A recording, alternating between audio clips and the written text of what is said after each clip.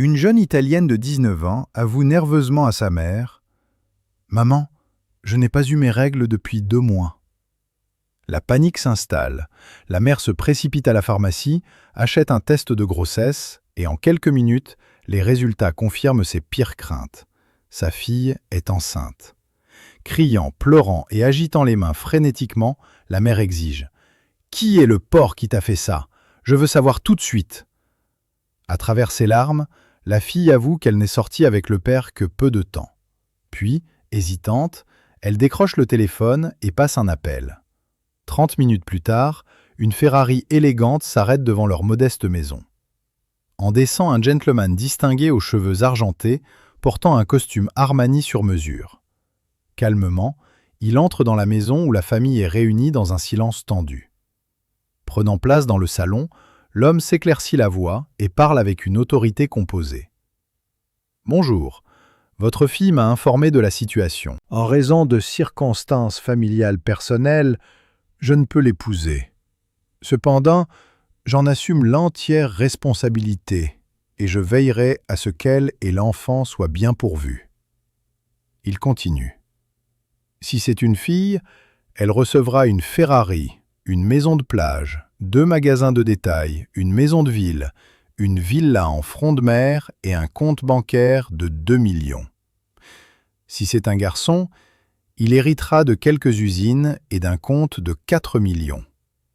Si ce sont des jumeaux, chacun recevra une usine et 2 millions. » La pièce est silencieuse, alors que l'homme se penche et demande « Cependant, si elle fait une fausse couche, que suggérez-vous que je fasse ?» À ce moment, le père, qui était resté silencieux pendant tout l'échange, pose une main ferme sur l'épaule de l'homme, le regarde droit dans les yeux et dit d'un ton sérieux « Vous la sortez à nouveau ?» Une chercheuse travaillait sur sa thèse concernant l'impact du service militaire sur la performance au lit. Lors d'une réunion avec des vétérans de guerre, certains encore en service, d'autres retraités, elle décida de poser une question délicate. « Messieurs, ne soyez pas timides. Quand était la dernière fois que vous avez eu des moments intimes ?» La plupart des hommes marmonnèrent quelque chose, embarrassés.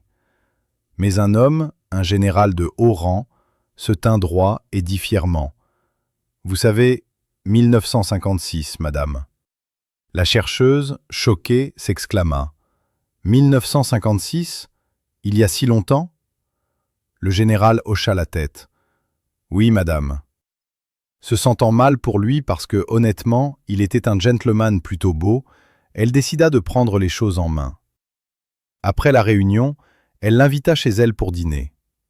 Une chose en menant à une autre, ils se retrouvèrent bientôt à rattraper le temps perdu dans la chambre. Après 1 heure de plaisir passionné, elle se blottit contre le général et chuchota. « Eh bien, vous n'avez certainement rien oublié depuis 1956. » Le général la regarda, perplexe, et dit « Eh bien, je l'espère bien.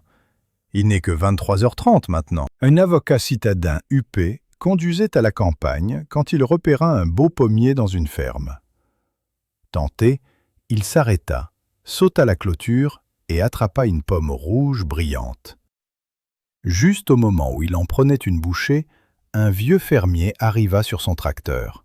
« Hé là, fiston, dit le fermier, c'est mon arbre. Vous ne pouvez pas prendre mes pommes. » L'avocat sourit d'un air suffisant. « Je suis l'un des meilleurs avocats de la ville. Je pourrais vous poursuivre pour toute cette ferme si je le voulais. » Le fermier rit. « Eh bien, ici on ne fait pas de procès.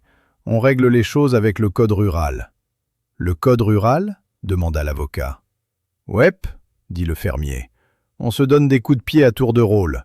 Le premier qui abandonne perd. » L'avocat, pensant pouvoir gérer un vieil homme, accepta. Le fermier, portant de grosses bottes à embout d'acier, prit son élan et donna un coup de pied à l'avocat en plein ventre. L'avocat se plia en deux, cherchant son souffle. Après quelques minutes, il se redressa finalement et serra les dents. « D'accord, vieil homme. Maintenant c'est mon tour. » Le fermier sourit et toucha son chapeau. « Non, j'abandonne. Profitez de la pomme. »